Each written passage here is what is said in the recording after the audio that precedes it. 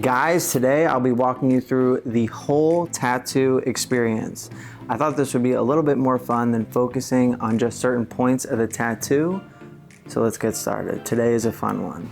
First things first, let's start with the description. So the description I got from my client was Spongebob acid trip with one reference photo, this guy, which per usual is amazing quality. I'm not sure what's going on, but let's see what we can create. So first things first, this is a SpongeBob-like figure that he wants. This is always challenging doing characters that exist because one, you have to keep them like the character, the structure, so they're recognizable, but then also a little different so you can put your own spin on it. So what I'm gonna do is I'm gonna see what is on the internet and probably make some stuff in AI. All right, so as this journey unfolds, we're getting closer and closer to what I want. I actually really like this one. I think this is a good starting spot. All right, so the description says it's going on the shin. So I'm gonna make this thing tall and skinny. So we have our base in Procreate. Let's take a look at it. And the idea is to make it like an acid trip, I guess. So I'm thinking I'm gonna split his head open, maybe add some accents in there. Let's take a look. All right, so I was really trying to get this head split perfect. I went through a few skulls. I realized I might be overdoing it. So at that point, I just did a slight crack in the head with a little skull showing, and with contrast, I'm gonna be able to show those things differently, but I wanted to add in some accents. I felt like it wasn't enough just with the crack in the face. So I found the Doodle Bob as the acid tab. I thought that was cool. You know, I thought, why not jellyfish? So I added some jellyfish in there. I put the flower shape in his eye. I thought that was a nice touch, and I think I got it. I love it. I think, you know, it's slightly better than the reference he sent me. So that's good. It has a lot of accents. It's really personalized. I think he looks, you know, pretty wacky, psychedelic. It's not an exact copy of SpongeBob, but I feel like you can still tell it's him. So we are not home yet. We still need to get the approval of the client. So we did decide on a small change. I'm gonna get Patrick the Star in on the bottom, but for the most part, we're keeping the design. So let's recreate and get to a final design.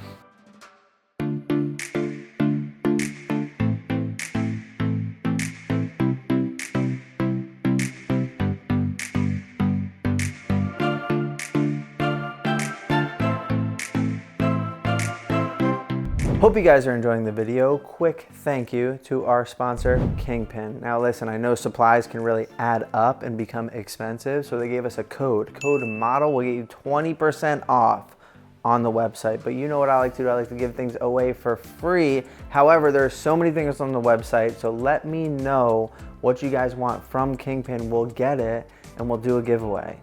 Link in the description below. All right, so needles. I'm gonna be using a 9 straight, so that's like a bold 9. Because some of these are gonna have power lines on it, like probably Patrick and the jellyfish here, just to keep it in the forefront. So I do wanna be able to have a thick line weight out for that. Probably have a 7. This is a 3 tight liner. This is probably gonna be for like our light grays. The bishop, long taper, 12 gauge. For some reason, I just think I'm gonna wanna use a 7. I'm gonna use this medium taper curve mag. Cool, just in case we need to speed things up with the shading. The jellyfish we wanna keep pretty light because behind it we have that dark suit. We have a lot of dark. So I am using our tight 3RL and we're gonna do the center of the jellyfish. I'm gonna be leaving a white border surrounded by the 9 line. So I'm coming in with actually a 50%. And it's gonna be very, very light. Really, we're just going for like not skin tone. I'm running at 4.5, so super light. So I'm like highly lubricating my 50%. to get a really light fade in there.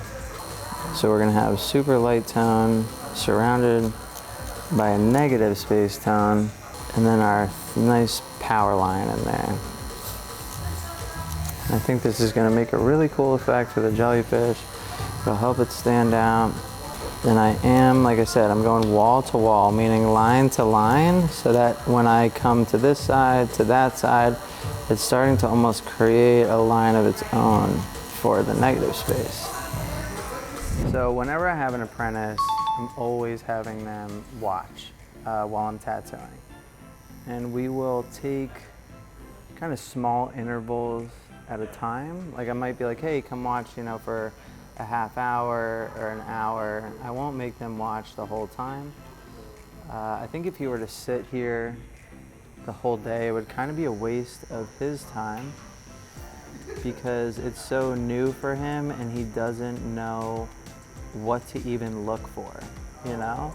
He might be like, oh, that's cool, and oh, I see, you know, John's putting in this shade, but he has no reference. He's not tattooing himself. But that doesn't mean we won't try and, you know, try to go over some things when we can. I just don't want to overload. I feel like you really start to receive the benefits of watching tattooing once you start tattooing, you know, and have some experience to relate it back to. That being said, I do have Cam with me right now. So right now, Cam, I'm really just trying to create a super light shade in the jellyfish. You know, you can see that. If you compare it to the skin, it's almost just like a light gray with, you know, some red in it just from the skin. So I'm keeping it a pretty consistent tone, meaning I'm not doing like a bunch of intentional fades or anything like that. So I'm just making these small little circles. It's really comparable to like a pencil, like if you're just like lightly shading. And as I'm going through, I'm staying in between the lines, but I'm hugging the lines really tight in hopes that like a little definition is created when I hit the line to make a line essentially, or a cutoff point. We got our jellyfish in there. You guys can kind of see like a little final product on that, but we got the power line around it. We have the jellyfish itself super light against our developing dark background. Just gonna get in some of these final shades in the back here. But I think that worked out really nice. The way we framed and structured the jellyfish, it's gonna pop out.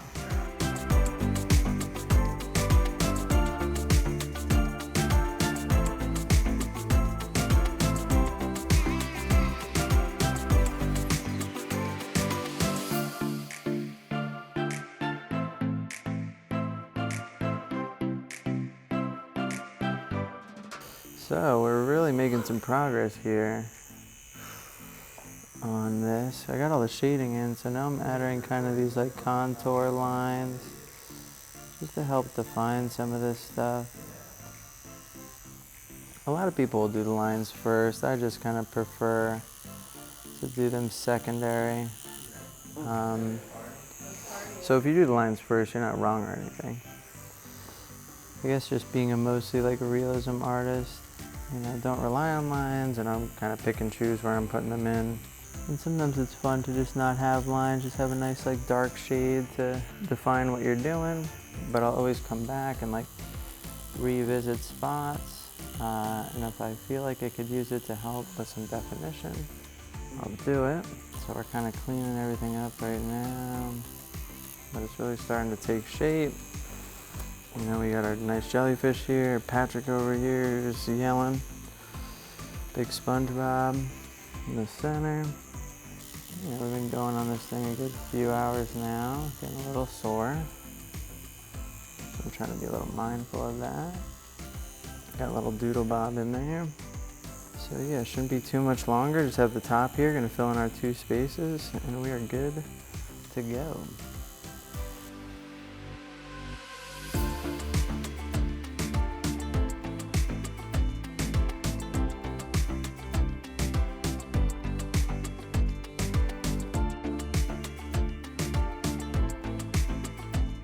So we are at the best part of the tattoo, the end, where everyone gets to feel relief and go home. We're just letting this thing bleed out. We're gonna clean it up real nice, get some pictures and videos, and do a reveal.